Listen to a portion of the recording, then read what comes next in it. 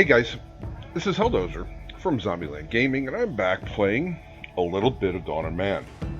Now, I know that I said some stuff in November, and I've taken the month off um, from streaming really to kind of figure out where I wanted to go from here, and I'm going to continue on YouTube at least until my channel's killed and murdered. Actually, I do want to do something real quick here. Settings. I want to turn this down. This is actually really loud. I didn't realize how loud this was. Alright, there we go. Okay, there we go. So, I'm going to make another video today, kind of outlining all that as to what I'm going to be doing. But, I have been playing this game, and it's on sale in Steam right now. It's in a bundle with another game that the company's made, only it's set in space. I'm going to write a review for this game, and my review for this game is going to be absolutely freaking amazing.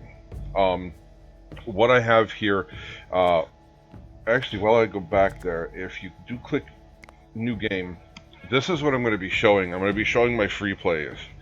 I'm going to be giving some quick hints, tips, stuff that I had to find out kind of the hard way so that you can just kind of watch the video and go over stuff. Maybe I'll hit a question you have. Maybe I won't, but there was a lot of random stuff I am going to cover. I did do these two challenges. This one, just real quick, this is you're a family of mammoths and you have to move to a couple of different spots. There's not really a whole lot involved in that. Temple of the Sun, I can show you that challenge. I actually finished it very early this morning. I didn't save it at the end though. I have the skeleton of right before it was going to be completed, so I can at least show you up to there. I did complete it. I didn't make any changes to it. And I did download these from the workshop. I haven't actually played them yet, but I did complete these. Now, as you can see, I have all of the challenges. I have all the monuments. It's 30, there's 10 in each.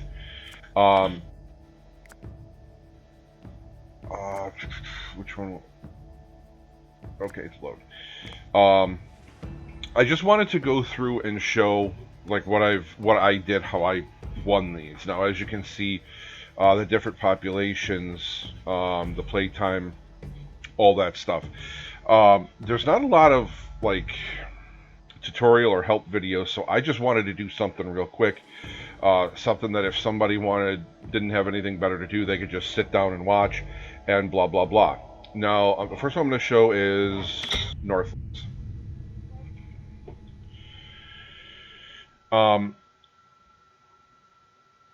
The reason that I would recommend this game is it's just a simple strategy game. The graphics are good though.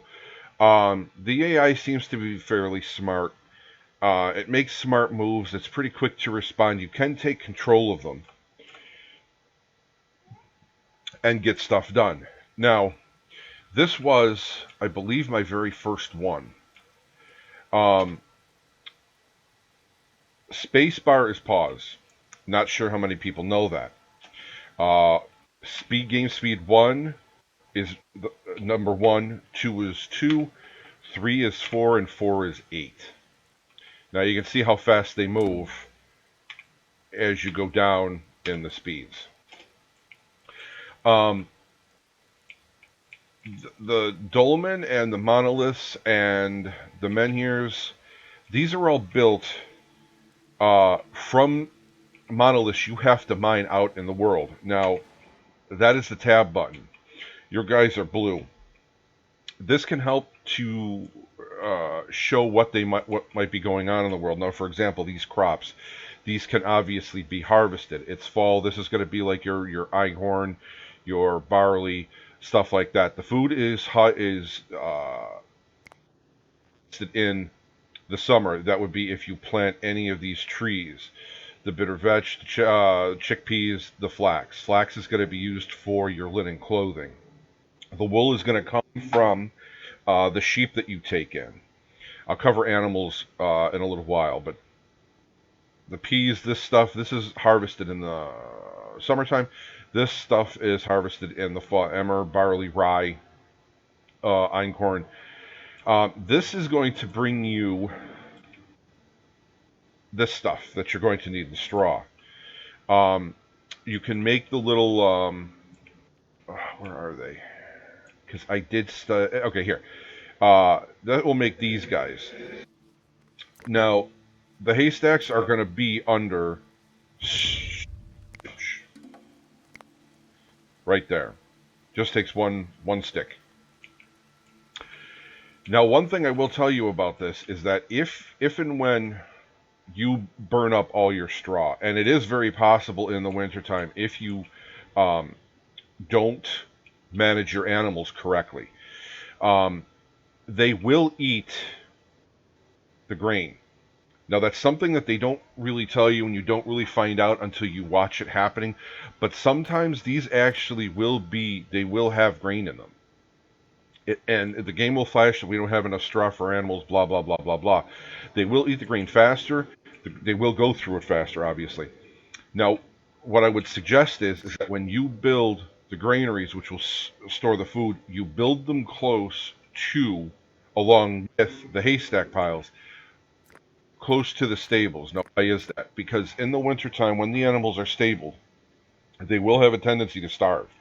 If the people have to run, like if you have all the stables here and blah, blah, blah, you have stuff over here, they're going to starve because the people, and you send them out cutting wood, mining ore, collecting stone, planting stuff, running around in the snow, making snow angels, playing grab ass.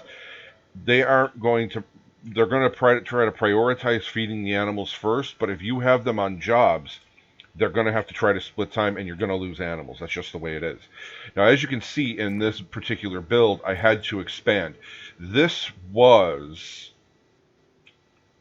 was a wall here, and there was actually a wall here. This is an expansion. This is an expansion. And I believe that this was actually an expansion. Now,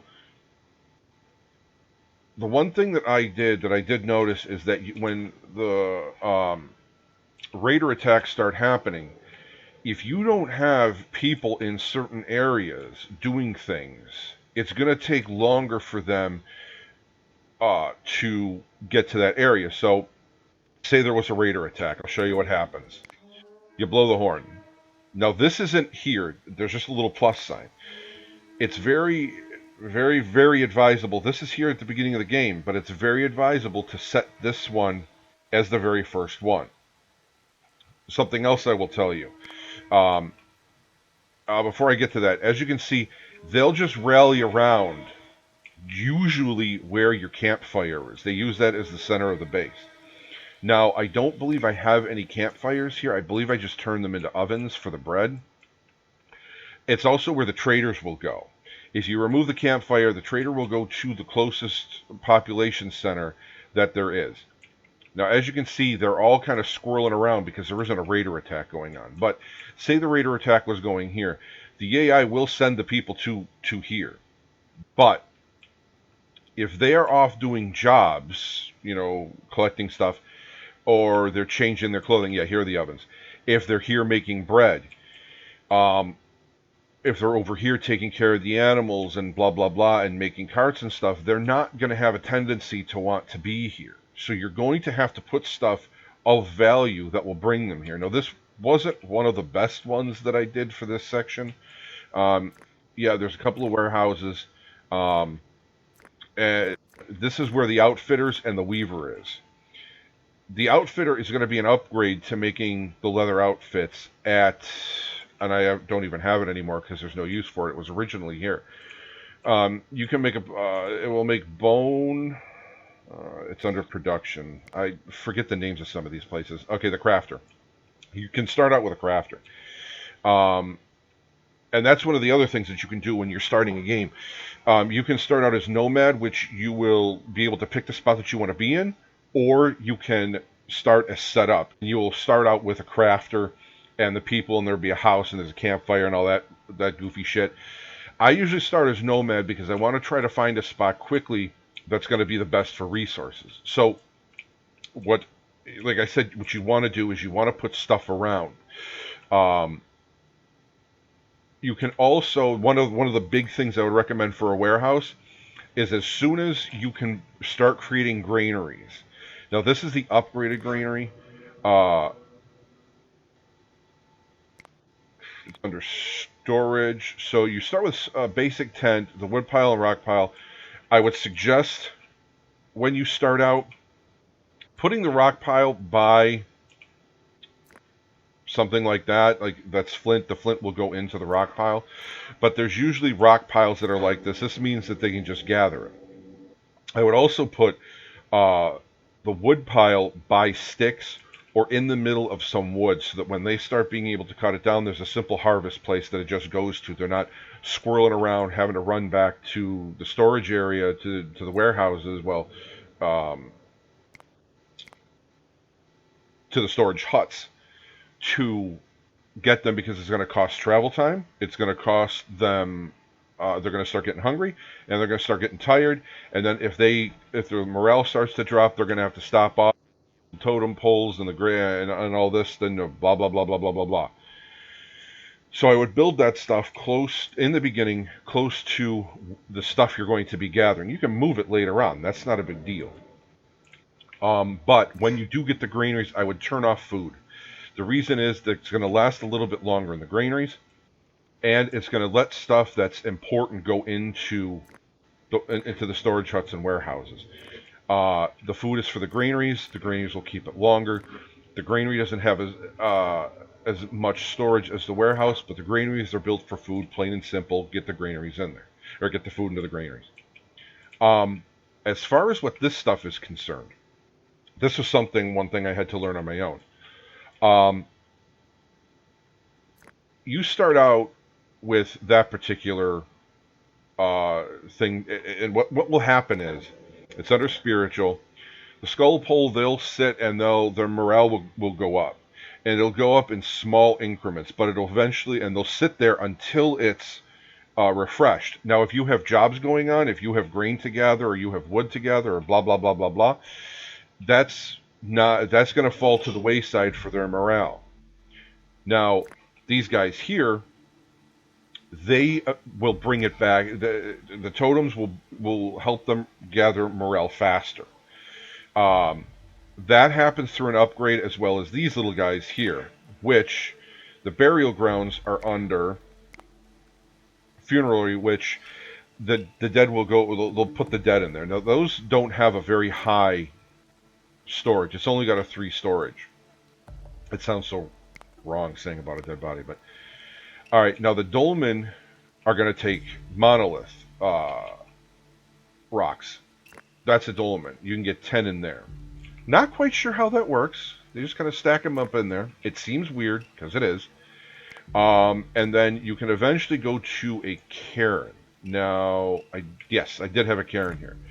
That guy gets 20. Now, each one of these things will give you prestige, and prestige comes into play here. It's going to draw people to your camp. So you want a higher prestige. Now, you can't just go running around building a bunch of totems and skull poles. I do believe that there is a diminishing return. Don't quote me on that, but I do believe that there eventually is. I just hit this break point where just having up like 20 poles didn't do anything. When you start to upgrade them, when you go from the skull pole to the totem, I would get like 4 people immediately. But then having out 50 totems, it didn't do anything. It just hit diminishing returns. But they will actually take the dead. They'll actually use this as a walkthrough. Now, as you can see, one of the sheep is walking out of there. They'll use this as a walkthrough because there are doors on it, on the sides and the front and the back. So there is that. So I generally try to build that stuff like out of the way, but at the same time, they'll walk a cart through there. They don't care. They will also store food and stuff here. So when you do kick it out of the warehouse, if the granary is closer, they'll put it in the house. If the house is closer, they'll put it in the granary. And one of the reasons that this is important is, and this also ties into what I was saying earlier about building population centers or stuff around your guard zones, See, what will happen is that I'm going to show you. Now, uh, the monoliths that I have left on this map are going to be way the hell out there. If I can even find one now. Okay, so yeah, this is what it looks like after it's been mined. You'll get this thing where to prepare for transport. So they're gonna bring out 3 leather and 3 logs, and then they'll make this cart. One guy, up to 4 people can pull this thing.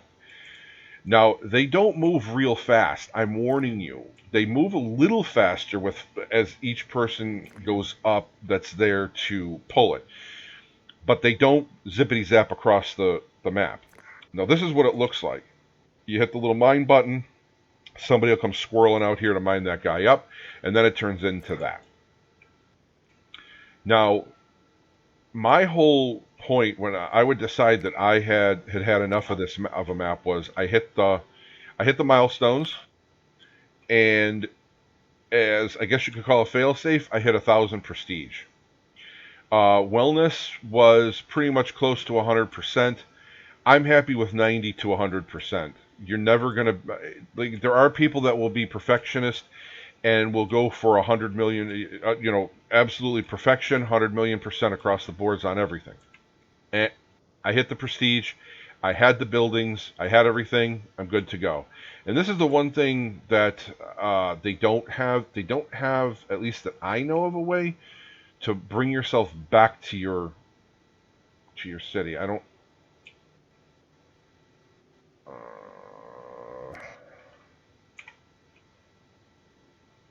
Yeah. So it's kind of a good idea to kind of get to know the map, or else you're going to be doing this. And this really gets kind of irritating because now I got all turned around because I was making all these turns and all of this business. But one thing, while I'm scrolling, there it is. Okay. So one of the other things that I'm going to tell you to do is these are my crops. Now, this used to be like a giant woodland, all this business over here, and you'll have places that are just like this. Like this is pretty much untouched. Like it'll be like little open fields, little fields. You'll have crops that grow wild. Now, one of the things I will tell you is that barley brings you the most straw, but you've got to be careful.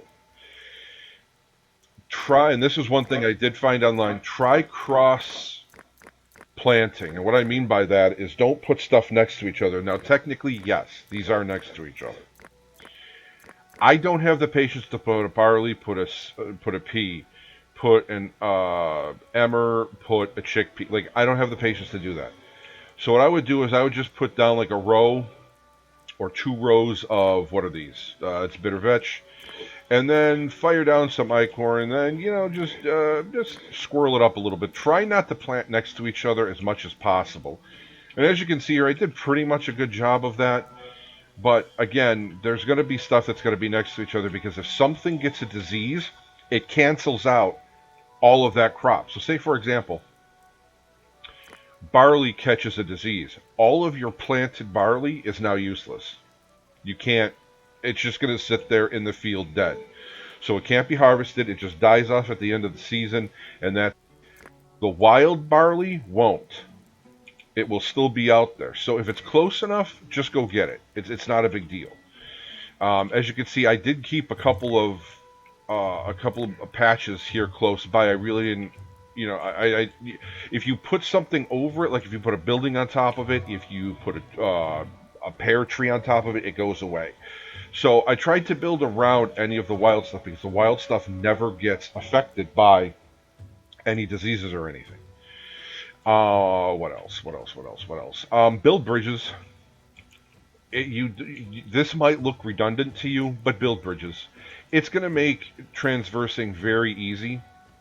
Another thing is that when you do have the invasion by the raiders, I would suggest that you do something for yourself. You test out, see how things work. I built an abundance of towers where I was getting pressed the most by raiders, and raiders will do this thing where the AI will send them to the same spot 3 or 4 times, and then they'll go to a new spot, or they'll send them, a couple of times to one spot, and then they'll go to a new location.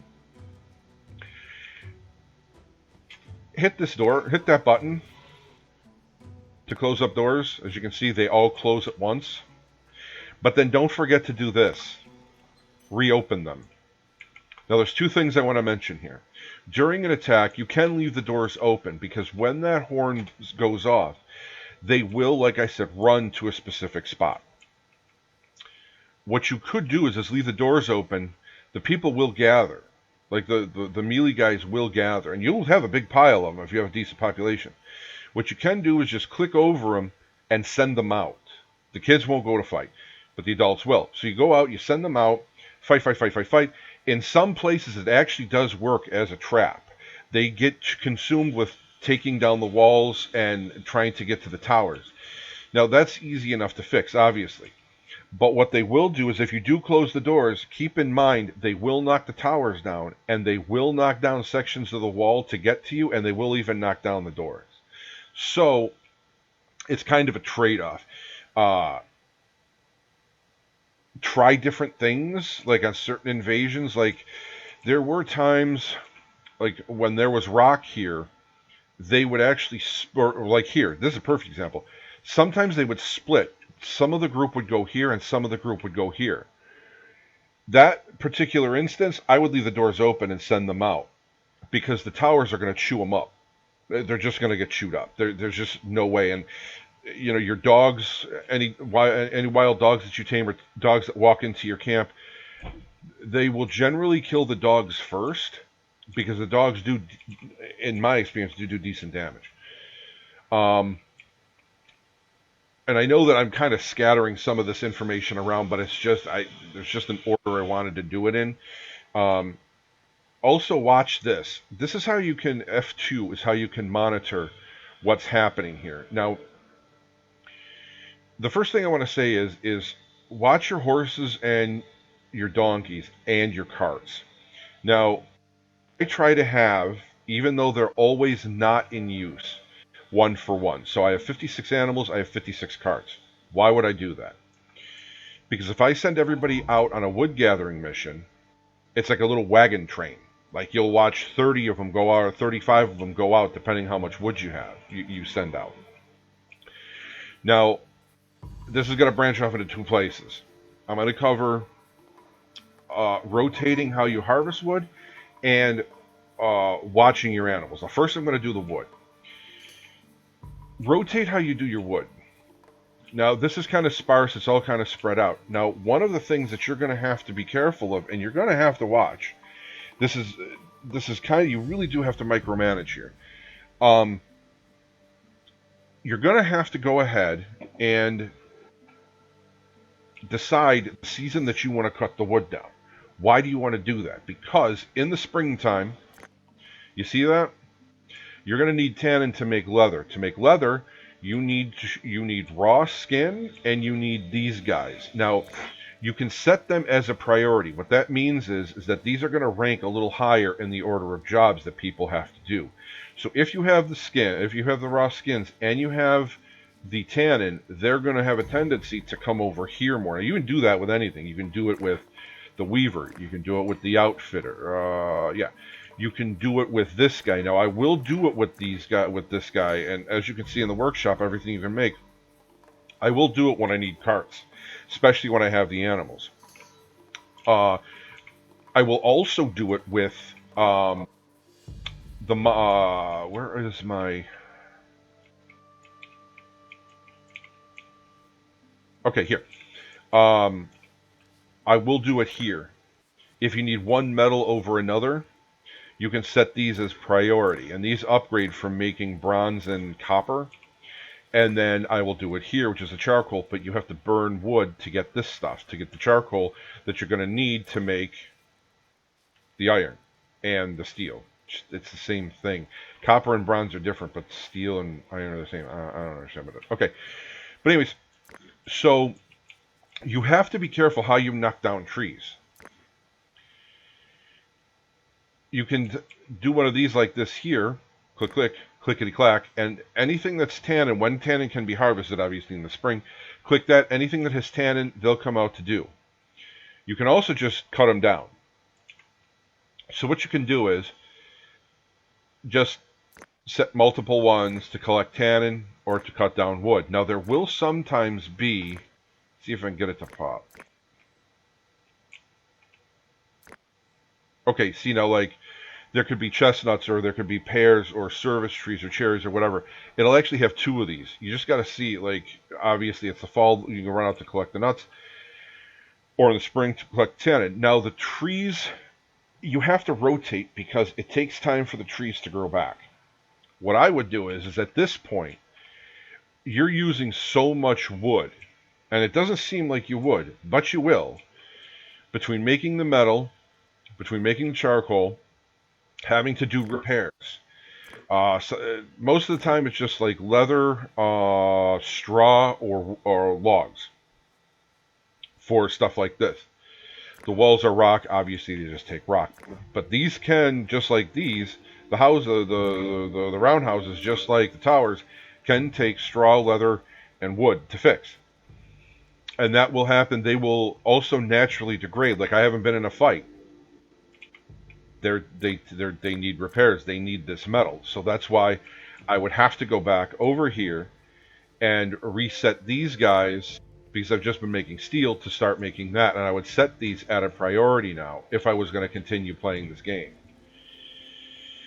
Now, as far as cutting down the wood, like, one season you're going to do this. Say you, like, sometimes I would send them out right at the beginning of winter. There's nothing going on at the beginning of winter. Boom, go out. I would grab this section and I would send them here. Now, that's a pretty large amount of wood to have to take in, but that's also a pretty large area to knock down. So then the next season, like maybe say in the spring, after everybody was done with like the plantings and the Mickey Mouse shit like this, send them over here if I needed more wood. This is going to take a couple of seasons to come back. So at this rate, you're going to want to you're going to be knocking down areas, but you're going to also have to send them out. Now, they are susceptible to like bear or coyote or, you know, cave hyena attacks, but as time goes on, certain things die off, such as the cave hyenas, cave bears. But there's always going to be wolves, there's always going to be bears, so they're always susceptible to attack. But as time goes on, they will pick up different weapons. Now I'll cover that next, after the animals, actually. So you're going to want to set up a good rotation of wood. You will never run out of wood. It's just like the real world. If you rotate correctly, you will never run out. Now, as you can see, that's what happened here. Now, these guys are just young trees. Now, the bigger the tree, the more you let the tree grow, and this is a perfect example because I had taken these down a couple of seasons ago. See, that fir is smaller than that fir. That guy there, a little bit smaller than that guy. So you're still going to get tannin, but you may not get as much wood out of the smaller version of it. Every tree has a growing cycle. The pines, the spruce, all of them. Now, animals. What you're going to want to do with the animals is, you have this here. Now, yeah, I'm 21 animals under. This is set to, you can set this here now. I set all of these to infinity.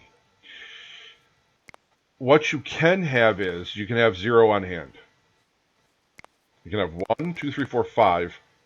Then it starts going up by 5s. Then it jumps to 10s.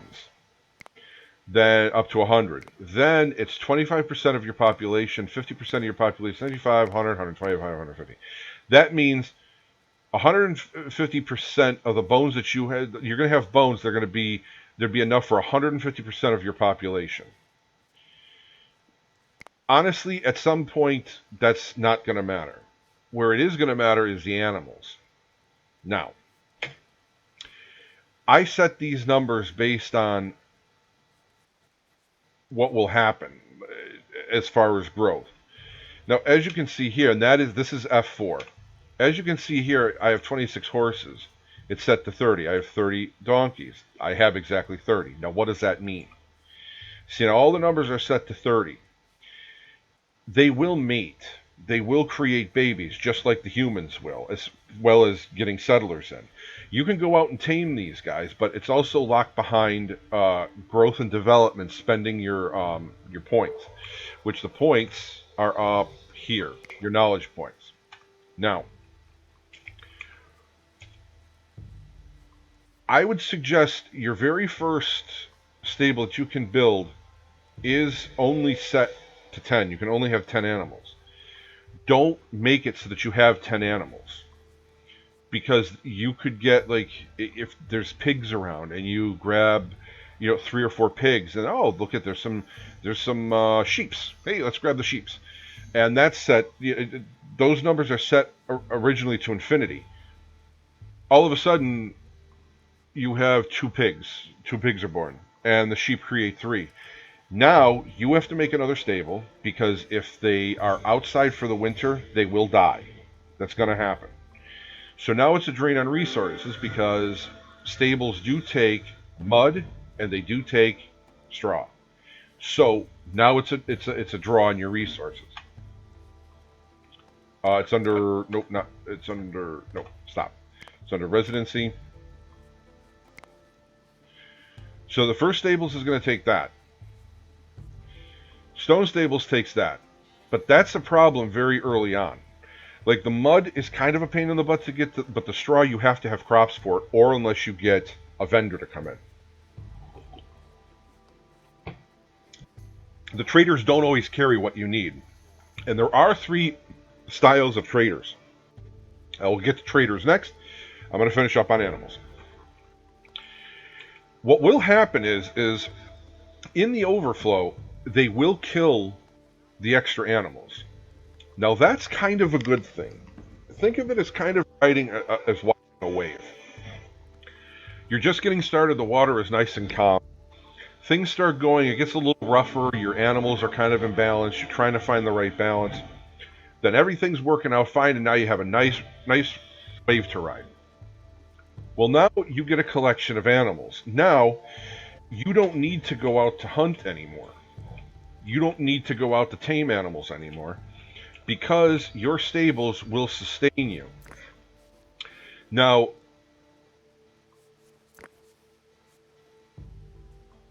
the goats will make milk, as will the cattle. Those are both adults. That's an adult. Let me see if I can find what I want. Okay, old. What's going to happen at old is that the game will still prioritize getting animals inside the stables. It will also prioritize killing old animals. It auto kills them.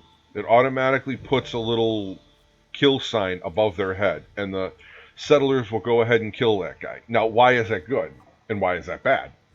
Well, it's good because you get meat. It's good because you get raw skin.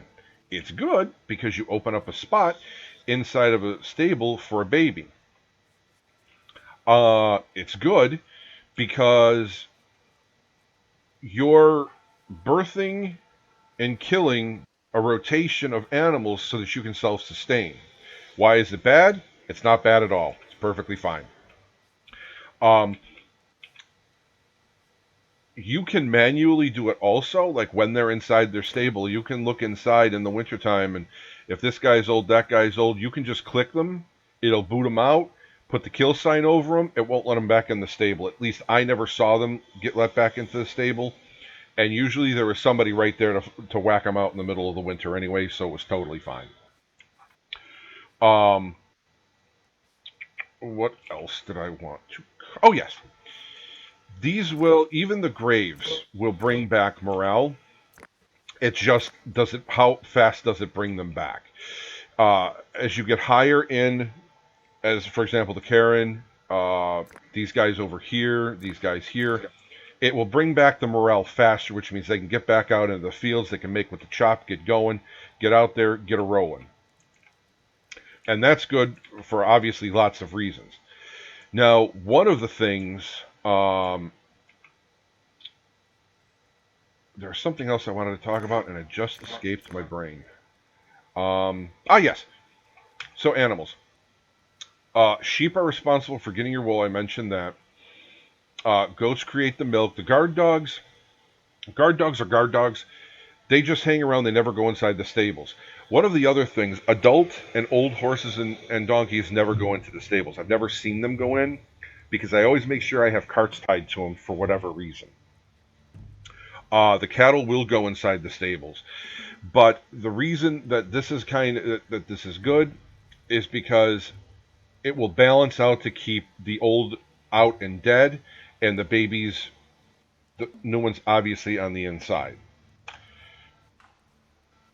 Um, Let me think here real quick. What else did I have? Okay, I wanted to keep trees inside of the base, and here's why I chose to do that. If you need a quick log and a couple of sticks real fast, just bust out the trees on the inside. Plus, I think aesthetically it looks nicer. Um, I was actually building a second cairn. Um, I think it looks kind of cool. Even with the population, even with the growth that was going on in here, and I was actually going to have to extend this base again if this was going to keep going like this. Um, I just think it looked aesthetically kind of cool. The pathing is also kind of weird. Um, they actually will walk over these mountains. Like they'll walk. There were times that the raiders just walked over here. There were times that the raiders walked up and around like this here. It was just really weird. Like places that you didn't think they could go. Yeah, they wound up going.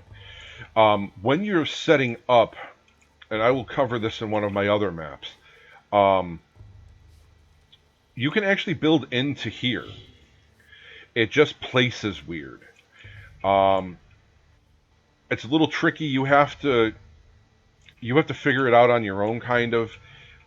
Just kind of hitting the button, doing this, doing that. I'm going to go to one of my other bases and continue talking. Uh, let's quit out of this.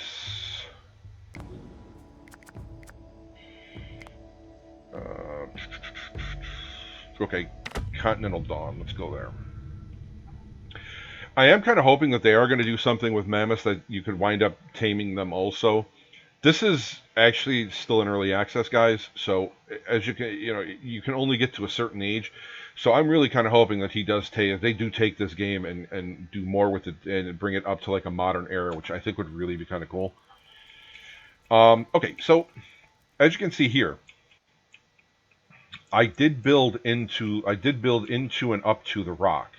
Now there is no path to get into here. I will also show this. I did get all the milestones. Yeah, see, like here, like it does get a little tricky. The placement is actually pretty decent, though. It is really kind of cool. It will hook up to or into the rock, so they were really good with that business. I would also recommend, and now that I see this, you can also do this. Now, this is how you get people to go to the water to collect mud. Now, you do that like so, and this is covering both of these spots. Now, you can set up to 5 people to go work an area. I would generally do no more than 3. And how you cancel it is you just click on it and you remove it. Sometimes you may need to do that, click on the area and actually cancel the task. But you can do this, and I really would highly recommend it. This isn't a tutorial, and I really didn't pay too much attention. I'm like, yeah, whatever, I'll just send them over. No, you really need to do this. You can do that with extracting water for the wells, but you really never need to do that. They manage the wells very good, all on their own. I almost said very well, ha ha ha. You can do this to collect the tannin. I prefer, if I'm just going to be out looking, I'll just click on it, and if you can do it, bang. I have set it before, but it's not really that big of a deal. Now, you can set that to hunt a certain area. When an animal comes into that zone, boom, they're right there to grab it. You can do this with stone. Now, one of the things that it seems obvious, but it may not be, that's mineable. But if you had one that you would just, like I showed in the other place, that you could gather, it will gather it too. It will as long as it's within that circle, it will mine it. They will mine it, and they will also gather it. Same thing for flint. Um, you can do the same thing for the ore spots before you have any of the mining or the deep mining. Set it up like so, and it'll show how much of whatever is in here do you want to grab. Set it to 5. If you have carts, they will bring the carts out, gather it up, and off to the races they go, and they will keep going until the place is empty. Now, one of the other things, looking at that particular spot, and they are color coded, so you do know that. I wanted to say that too. Um, the grayed out ones are flint. Now, I'm going to talk about the traders a little bit. The traders will do something like a so. They will have the technology in their, sometimes in their inventory. Now, what does that mean? Well, they could have brewing. There are different levels of vendor, of trader. There's low, average, and high. What does that mean? What that means is the prices are going to be the same across the board. So, for example, a grain is 1. Depending on your age level, a copper axe could be 20. As a later age, you get to Iron Age, it could be like 10 or 15. Now, that also revolves back around to you, which I'll cover in 1 second. The techs in their inventory for low, average, and high is the price that you will pay. It's their what I like to call their juice or their kickback. It's how much extra they're going to add on for the vendor fee. I've clicked on a high before, and something that was like say 200 was like 450 or 500. It was insane. Low, they'll kick on like 100, 125. Now that will vary. Don't take that as Bible. It will vary. It's advisable if you can afford it to buy any tech on low vendors into your settlement. Why? Because well, you could wind up, and I'll tell you, one particular game I was playing, I had Donkey, and I was debating about either getting the wheel or going after, brewing or domestication. He walked in with a wheel. I damn near broke myself buying that wheel, but I had carts. Suddenly, they could go out. They got that wood faster. They cleaned up the fields faster. They got that metal faster, and it actually had a growth spurt for me. Like I was making weapons. I was making tools. I replaced in maybe 2 3 years. No, maybe 2 years and more than if I wouldn't have had that and done it the hard way because it made my next choice spending my points that much easier. You can buy them on average and high. Hey, if you want to, but be prepared. You're going to probably kill yourself. It's going to be bad. Now, there weren't a lot of animals on the other map, and now that I see them here, I wanted to show you this too. If you mix different species, it's always just going to have hunt. Now, if you just do these guys, the Mouflon, it's going to show if you can capture them and if there's any young. After you play the game, you can on site tell if there's young or not. You set them up to capture, or you can set them up to hunt. If you set it up to hunt, it's going to hunt all 4 of them. If you set it up to capture, it'll go after the 2, which are obviously color-coded, and it'll hunt the 2 older ones. Now, it does look kind of weird, a bunch of people going out, and these animals, they will run. So be prepared for, like, you could attack them here, and they could wind up over here, and you could wind up in a battle with something else. So you're going to have to micromanage. And one of the things that you can do is they will take out, the hunting parties will take out dogs. The dogs will go after the target, even if you peel the people off. So you could have a dog chasing a mule into the mountains over here. The dog will eventually come back, but it's the fact that now one of your hunters is gone. You can't control the dogs when they go out, the wolves when they go out. What you can control is the people. What I sometimes would do in a group like this, now these horses, they're not young, I know that. What I would do is I would, if I would watch the group come out. So say this would probably pull about 5 to 7 people with dogs. I would let them get to here, and if it doesn't scare this group off, like they're going to throw. They're probably these settlers probably would kill one of the horses, but these guys are going to scatter. I would immediately turn because they're not always going to be even walking with each other. So what'll happen is you'll get 1 or 2 guys throwing a spear, and there's 4 or 5 guys behind them with bows. Well, what's going to happen is now these guys are grouped up here. Turn them on these guys.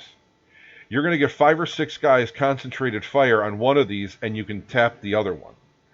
So while you didn't get all of your targets, you can cherry pick the targets that you want. And then eventually they'll come back. Like these guys would wander back. You could still be here, and you could ambush these guys. And it really does work, watching it in action. Like once you get the hang of it. I guess I could try it. See if it'll actually happen. Okay, hold on. Alright. Just grab them. No. Poop on a stick.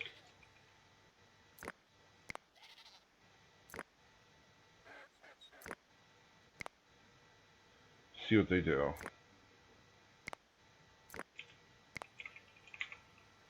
Okay, so... Okay, as you can see, they're coming out. Now, you've got this one guy with the dog. And now, here they come. So this is actually going to work out kind of well. So now, they're taking off. Okay, he got one. Now, these guys are coming out. These guys are going to haul ass as soon as they... No. Now, they will send out people according to the amount of animals you send. So, see now, like he turned back. Like they will turn back. So you've got to be prepared for that. Now, what you can do is just kind of overshoot them a little bit. And see now, like they formed a wall, like I said. Now, that guy doesn't have a chance in hell. Oh. There we go. Got him. So it's just kind of manually setting up little traps to get them, to kind of manipulate the wildlife into doing what you want. What else? I've talked about so much stuff. My head's spinning right now. Brewery, I would definitely say build 2 of them. And it doesn't seem like it really matters. It really does. The brewery really keeps people happy, and I've noticed that it actually does bring people in. Like the happier, and that's the welfare. I don't know if the brewery of the beer really affects that, but I have noticed when I have a surplus of beer, everybody is happier than hell. I'm almost at 100. So that's something to keep in mind to do. As long as you have the storage, you can set this stuff to infinity. There just comes a point, this is my one gripe about the game actually. At some point, like you don't need to fish. I'm not saying it's a bad thing, but you can become so self-sufficient that you never have to hunt again, you never have to get fish again. You can, like, you never really go after nuts anymore, you never really go after, like, the berries and stuff. Your own trees will produce enough and your crops will produce enough that you just become so self-sufficient and then making bread. To the point to where some of your stuff will actually start to spoil. I don't know. I don't know how I feel about that. This was actually something different that I did. This was actually an expansion. The wall used to originally be here. It's kind of a straight line across here. This, I believe, was the... I had grabbed a giant swath of land to start. Because you actually kind of start right here. This was my original Like, build this stuff where no houses or anything can go. This stuff will always squirrel into some nook or cranny. Build that stuff where it's out of the way. Sometimes what you can do is actually put it inside of here. Like I dropped that there. And this will also tie into the food. This was something else I wanted to talk about. Um, put these guys, just put like a totem, something random. You can wind up putting up banners. It's gonna, because it's nice in the beginning when you're nice and small, you can have a centralized area. But you don't want everybody having to run that's coming in from the field from grabbing that plot to have to go all the way over here to get its morale back up. Fuck that shit. Drop something in here. Just drop something so that people can come up, they can bow their head and be happy. Same thing goes with the granaries. Build them around population centers. Why? Because you send people out for monoliths, especially when the seasons change. You could notice that you have a die-off of people. Why is that? Well, because if they're out getting a monolith or they're out planting a field, they have to go so far to get food or to get their warm clothing. It's nice to have one centralized housing area, but it's not going to work. You're going to have to build, as you grow, as you put up farms, as you go out looking for resources, your area is also going to have to grow. You have to help your people. Like, you've got to do what you can for them. So put like the granaries close by. Like, I had even contemplating putting a granary like right over here. I didn't. But put warehouses, put granaries, put housing, put them somewhat close together so that people that are running about can get to them. You know, help your people help you, because you will notice that you will suddenly start having a die-off, like somebody dies of hypothermia or somebody dies of starvation. But you have massive amounts of food. Why the fuck are they dying? They're dying because you're not helping them. Because you're making them run from South Africa over to Berlin to get back to home. Like, there's no point to that. Make it nice, make it simple, make doors. If you, and this was something I meant to say earlier, if you have your raid and you don't open your doors, you will trap the people. And I found this out the hard way. There was an invasion, and I closed the doors, and I couldn't figure out why the fuck aren't the crops getting harvested? Why are people so tired? Why are they hungry?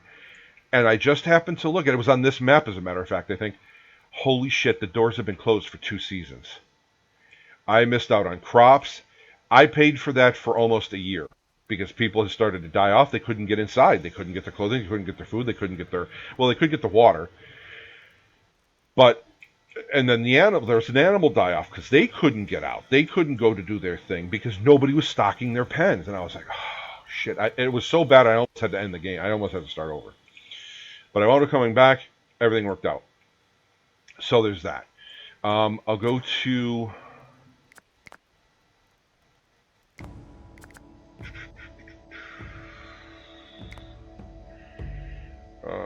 not the challenge, third try round. Ancient Warriors. Ancient Warriors is a little challenging. Now, all of my games are played on normal. I haven't gone to hard mode yet. I wanted to get a very good grasp for the game before I went to hard mode. So you're looking at somebody that plays normal. If I've wasted 53 and a half minutes of your time, I apologize, but I did put in the title that this was for new people and beginners and tricks and tips. So, sorry. Now, this was my foray into a little bit more difficult, because it is hard. I'm not going to lie. This map was actually kind of hard.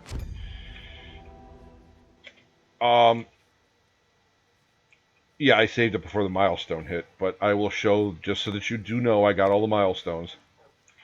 Okay, so this was originally the starting area, like this little dipshitty area. As you can see, I have all the totems. When you build these guys, put the ovens close by, and put them close by to granaries. It just makes things so much easier. Then grab the stuff, go outside, put it to the fire. Come here, go outside, put it in the fire. Here, bang, boom, bang, boom, bang. It's a nice little straight line. It might have a little with maybe a circle, but still. I like this is something else I like doing. You can't put where you set the doorways actually does affect how close you can get them sometimes. So I like to kind of alter doorways, just kind of switch it up. And as you can see, yeah, they do make like a nice little something there, whatever that is all about. I did drop a couple of graveyards just to be different here. I wanted this to kind of like be a little gathering area. I did put kind of a little gathering area over here, and this is going back to what I said, is kind of, spread things out. There's one kind of in the town center, and then they got this guy, if, they're out there whacking away at the barley and you all of a sudden miss grammar or some shit, you can just come in here and make yourself feel better. This one was a little bit more organized than the last one. I did have to put the Karen outside. Now, I thought that this was going to be a bad move, but it really turned out not to be. This guy, it needs flat land, and that's the other complaint I have about building in this game is you can't really put anything here. Like on any uneven land, I was actually surprised I got this guy here. This has to be outside. There's just no choice. If I wanted to, I could extend the wall, I suppose, out to here to protect it.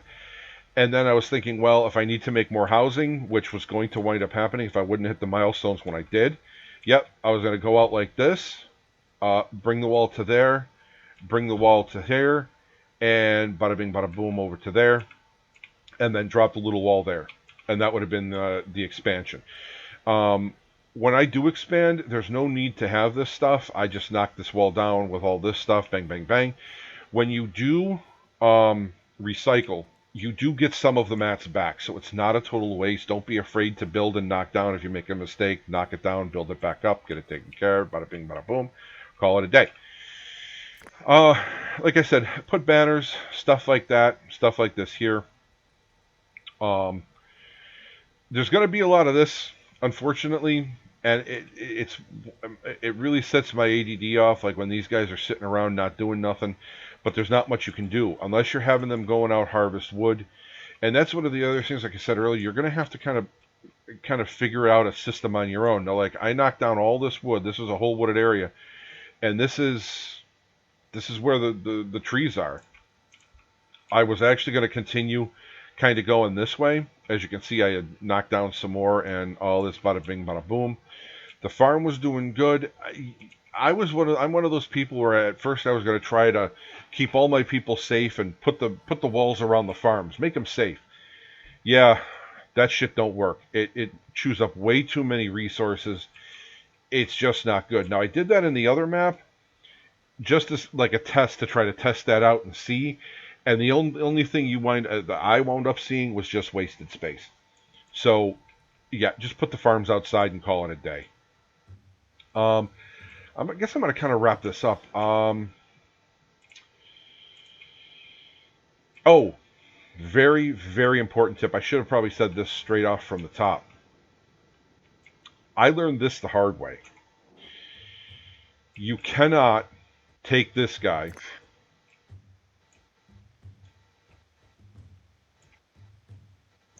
come over to here, and start building. Well, you can. But you cannot start another camp. The game will not recognize it. Why is that bad? Because this is your camp. This is where you started. This is where all your stuff is. It's not going to create, how can I explain this? A second population creation engine, if that makes sense. Like you can't lay down 50 houses over there with a bunch of, gentlemen and off you go to the races. It's not going to recognize it as a separate settlement. It's going to see it as one giant settlement. And kind of the thing that makes me take solace in that is that you don't have 15 million monoliths laying around. You don't have all these mines. Like, it's better to just stick with your one settlement. Like, don't do crazy shit. Don't build too fast. It's okay to lay down houses to prod growth, but don't lay down 15 huts, run yourself lower out of resources, because you're going to have to plant the crops. You're going to have the food to feed them. You're going to have to get the animals. You're going to have the wood. You're going to have the access to get the wood. You're going to have, like, it just turns into a giant thing. And this has also reminded me of something too, the goats. The animals can get diseases. Now, it has happened where I had 25 donkeys one time and all 25 of them got sick. That's a pain in the balls. That does not mean they're all going to die. Just pray to RNGesus when that happens, because then a fraction or some of them or all of them could die. I don't know. But what will happen is after the illness is over with, they get a little first aid thing above their head, and they're actually healing. They'll bring themselves back. Uh, when they need to be milked, they'll have a little milk symbol above their head. When they gotta go, I said that they get a little "you gotta go" kind of sign above their head. Um, so yeah, I guess I'll wrap it up. I hope I didn't forget anything. Hope I answered a bunch of questions. The AI is pretty smart. It will bring the straw to the haystacks. They do prioritize sometimes kind of weird. You can, one of the things with the crops, like if somebody's thirsty and like the timer's kind of running down, you can manually send them back to a crop. And if they can harvest that crop, there will be a green circle. And if they can't, there's an orange one. The reason that there's a yellow or an orange, I think it's orange, is because somebody is already on their way to it. You can't stop it. You can't stop somebody from grabbing that crop now. That's just the way it is. So, for better or worse, whether they make it or not, it's whatever it is. So, I hope that anybody that may have had some questions or uh, noob stuff going around out in their head, I tried to keep it a little uncongested and sorted out, but my mind went 75 different directions. Stuff like this I don't do scripted, and I apologize for that. If you had to watch an hour's worth of video just to have your one question answered, I do apologize. But this was just stuff I figured out along the way. And this is... no, this isn't right.